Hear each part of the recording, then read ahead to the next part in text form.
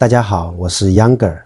今天我们来聊一件国际大事。新加坡总理黄循财在即将正式访华前夕，接受了中国央视高端访谈专访。这可是他首次以总理身份在中国权威媒体亮相，一开口就是干货满满。不仅首次披露5天高规格访华行程，还对新中关系、全球局势说了很多真心话。你以为这只是一次外交访问？其实这背后藏着新中合作新格局的重大信号。今天我们就带你逐句拆解这场专访的核心看点，信息量大到超出你想象。让我们接着往下看。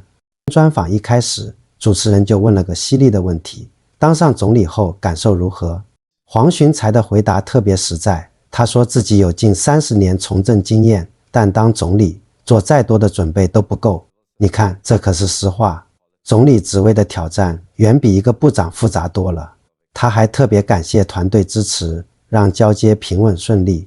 这里的数据也很直观，新内阁宣誓就职到现在不到1个月，但黄循财团队已经推动多项国策升级，包括继续推进前进新加坡计划，聚焦社会凝聚力与经济包容性。他重申，人民行动党会坚持廉洁执政，任人唯贤，保持新加坡开放包容的发展路线。说白了，新加坡的成功就是靠这股实干精神撑起来的。黄循财在专访中还高度评价中国发展，让我们接着往下听。在专访中，黄循财特别讲到中国的发展，说了句特别打动人的话：永远不要看衰中国。为什么？他说，中国的经济转型称得上是真正的奇迹。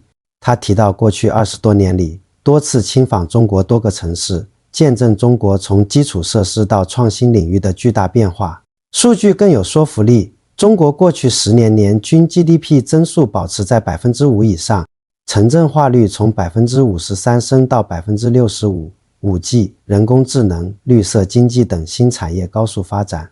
这背后是中国体制的持续学习和改进能力。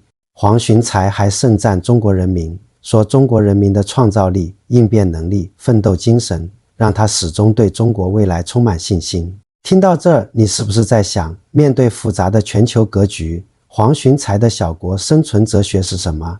咱们接着往下聊。黄循财在专访中谈到，新加坡在大国夹缝中求生存，必须坚定维护基于规则的多边秩序。他直言，如今世界变得愈发分裂，自由贸易的黄金时代或许已过去，但新加坡不会坐以待毙。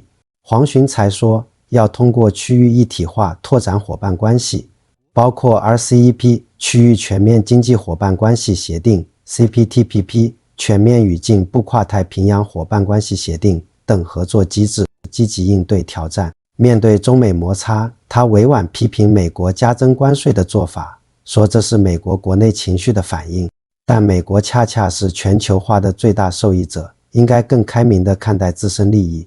这就是典型的小国智慧，不选边站，但绝不放弃发声权。那么新加坡的治国到底有什么秘诀？接着往下，我们一起看黄循财是怎么说的。黄循财说，新加坡治国理念很简单也很难，既要讲科学也要接地气。他把政策比作做实验，说必须不断调试，找到最适合国情的方案。他强调上有政策，下有对策，所以必须倾听民意，用务实精神解决问题。他提到前进新加坡计划，就是为了让发展成果惠及全民，让每个公民都能感受到尊重和价值。这种治理理念背后是对社会信任和团结的极度重视。这位总理还有哪些人性化的一面？他的成长经历又如何塑造今天的领导风格？我们接着看。黄循财分享自己在祖屋区长大的经历，说这让他从小就习惯在多元文化环境中成长，也因此在治理国家时格外重视不同群体的声音和需求。他特别提到，治理团队必须多元互补，才能更好地服务国民。他感激李显龙多年的指导，称赞李显龙的危机意识和奉献精神，并表示要带领新团队延续新加坡的繁荣之路。生活中，黄循财透露，他自学吉他40多年，最喜欢弹唱朋友，因为音乐能打破隔阂，拉近彼此的距离。这句话其实也道出了他的治国和外交理念。作为全球局势动荡中的稳定锚，新中关系的确定性无疑是一种难得的战略资产。那么屏幕前的你觉得新中关系接下来会在哪些领域迎来新突破？欢迎在评论区留下你的看法。如果你喜欢这类深度解读，别忘了点赞、分享视频、订阅我们的频道、打开小铃铛。谢谢大家收看，我们下期再见。